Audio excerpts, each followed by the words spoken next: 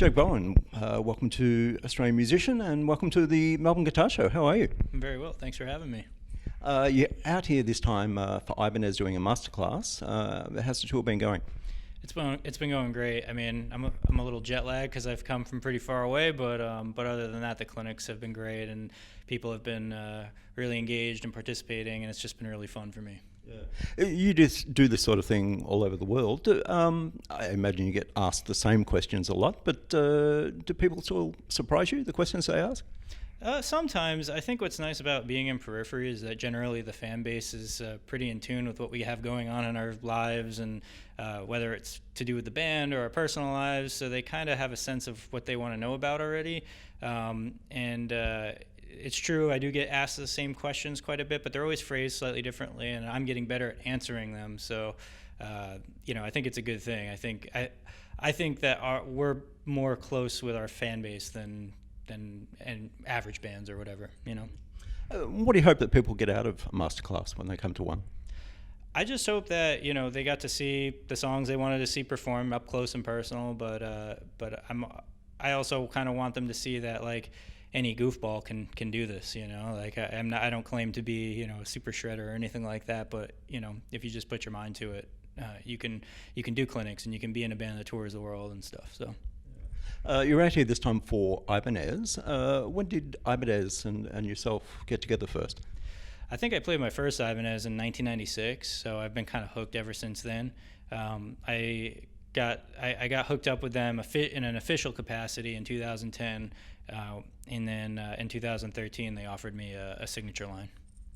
I think you're up to signature model number 4 now? Yeah, it's about 4 of them. There's the JBM 100, the JBM 20, the JBM 27, and this bad boy right here, the JBM 10FX. So with your signature models, what are the main elements that Ibanez have to get right to make it a Jake Bowen model? Well, one of the big reasons why I stuck with Ibanez in the first place is because just their production line is top notch, and they play really well, and I've always felt like that's how a guitar should play. So when I was developing a signature model with them, it was just kind of picking and choosing the things that I like best about Ibanez's already existing equipment. So, that mixed with my DiMarzio Titan pickups that come in every guitar, it's just kind of this perfect combination of stuff. Yeah. Well, let's talk about this new model. Let's have a look.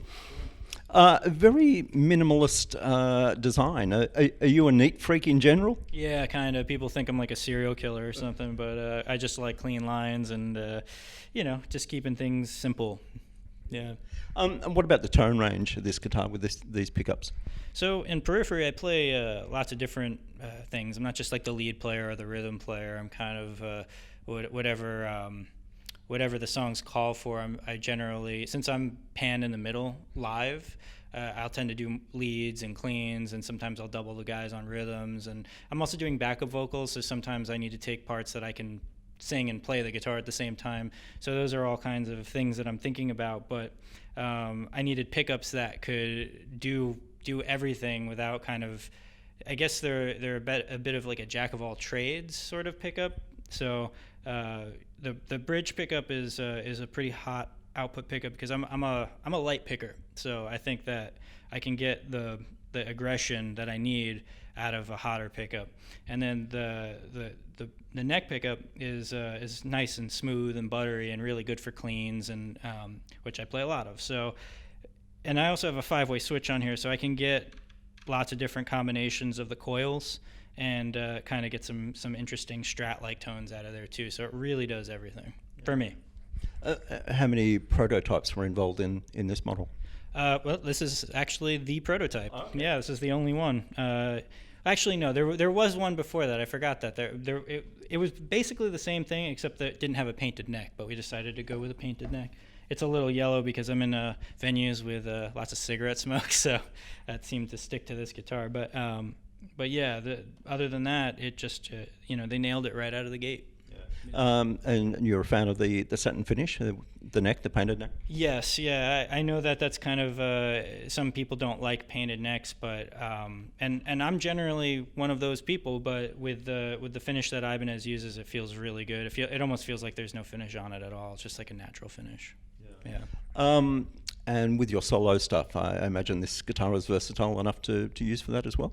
Yeah, absolutely. I used all my signatures on various solo tracks, and it's again because it's really good at cleans in my solo stuff. There's just a lot of clean guitar. It's a great weapon for that. Yeah. With your solo stuff, what kind of itch does that scratch for you? What can you do on your own that you can't do with Periphery? Well, Periphery is kind of like an open book. Anything goes, but for me, there's a bit of pressure to kind of be pushing myself as a musician and making sure that like the best guitar stuff comes out of me for Periphery. But then with my solo stuff, it's very stress free. I do it more as a hobby than any sort of professional aspect. So it's kind of my musical outlet that if it stinks, then like I just have myself to blame and I don't really care that much. So it's like it's just a nice relaxing way to kind of put out music without the pressure of being in a professional band. You guys are just about to head off on American tour. Rehearsals, I imagine, will start soon. How has the new material been shaping up live? Well, we haven't performed it together as a band yet. We'll be doing that for the first time. And well, that's not true. We've played a couple of songs off the new record live on the past 2 tours, but that stuff sounds great. The new stuff we're going to be playing, I think people will be really excited to hear. We're playing one of our really, really long songs, which our fans tend to like. So once we get that together, I think it's going to be a lot of fun. Have you had to change your stage rig at all to suit the new material? No, I think that's what's great about the equipment that we use. It's very versatile, and it makes it so all we have to do is just kind of open up the laptop, because we use the Fractal Audio Axe Effects. So when we're making tones, we just use Axe Edit, and we can just have the laptop open while we have our guitar strapped on and just kind of dial in what we need and program it. So it's pretty easy. Yeah. The Australian tour, everybody wants to know when you're coming back to Australia. Any thoughts on that? We've been talking about it ever since I got here. I've been telling everybody, in the band and at management, what a good time I've been having, and kind of inquiring when we were going to be coming back. And I think it's in discussion for sometime next year.